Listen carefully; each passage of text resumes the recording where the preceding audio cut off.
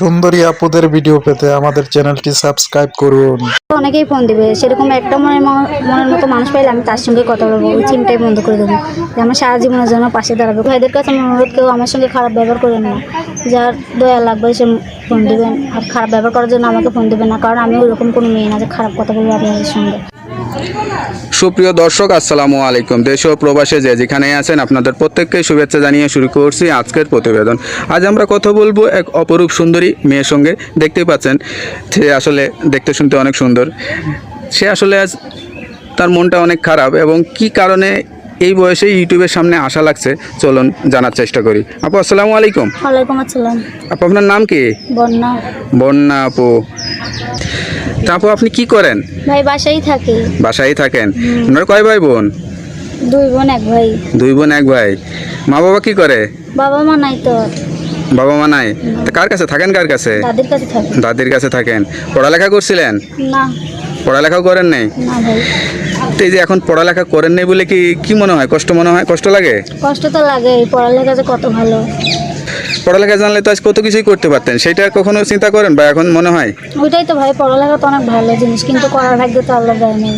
দেয় নাই। ছোটবেলায় বাবা মা হারাইছে, পড়ালেখা বাবা মা কিভাবে হারিয়েছেন? কি হয়েছে? মারা গেছে সেইগুলো ভাই। ছোটবেলায় মারা গেছে? কিভাবে মারা গেছিল? অসুখ হয়ে মারা গেছিল।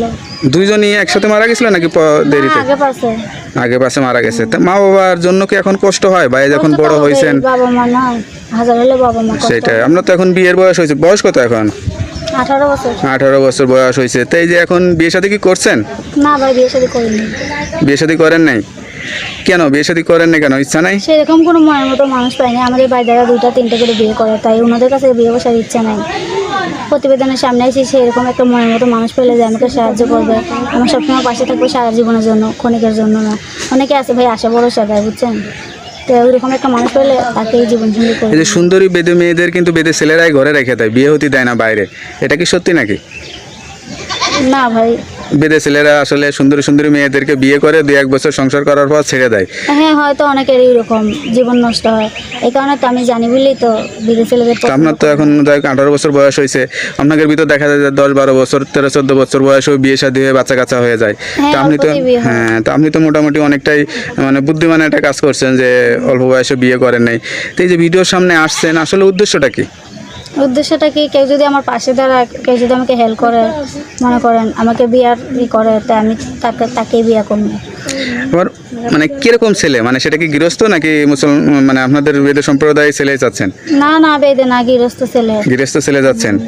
গৃহস্থ ছেলে কিসের জন্য ভাই? সেরকম মানুষ দেখেই ধরবে, যাতে কেউ ধোকা না দেয়, কেউ কাউকে কখনো ধোকা না দেয়। আমিও তো এরকম একটা ছেলের জন্যই অনেক আশা, মনে অনেক আশা নিয়ে প্রতিবেদন। অনেক ভালো ছেলে আপনাদের, অনেক মেয়েরা, সুন্দরী মেয়েরা ধোকা দিচ্ছে, কষ্ট পাইছে, এটার জন্য আর কি বলা।